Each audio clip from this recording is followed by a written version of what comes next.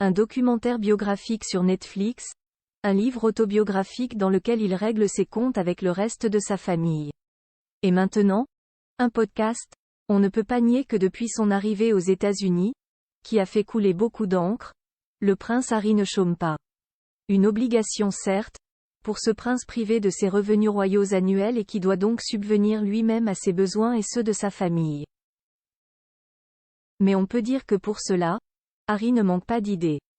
Parfois même les plus folles. Le projet de podcast Étonnant trait du prince Harry. On savait déjà que le prince ne manquait ni d'ambition, ni d'audace.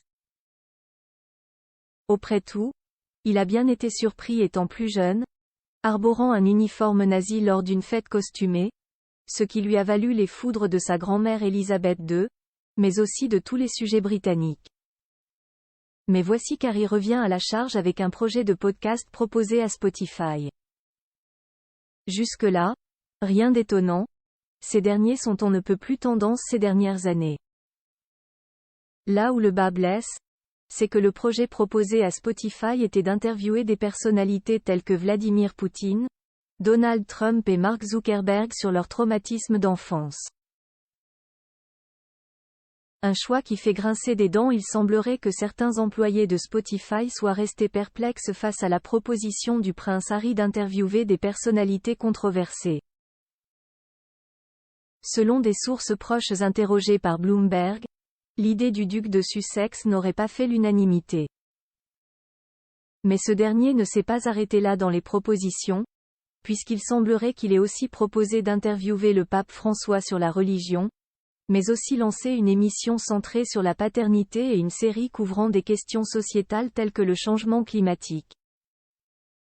Loufoque, ces idées sont d'autant plus irréalistes que des personnalités comme Vladimir Poutine et Mark Zuckerberg accordent rarement des interviews sur leur vie personnelle.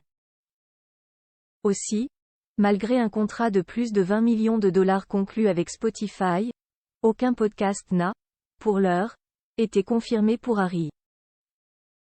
Meghan Markle, elle, avait lancé Archetype, qui a été en tête des ventes l'année dernière.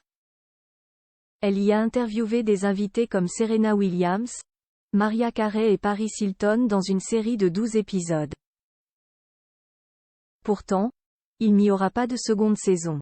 Aussi, la semaine dernière, le média The Post a rapporté que le couple s'était séparé du géant du streaming parce qu'il ne parvenait pas à atteindre les chiffres escomptés. Spotify et Archewell Audio ont déclaré dans un communiqué commun qu'il avait décidé d'un commun accord de se séparer et qu'il était fier de la série que nous avions créée ensemble.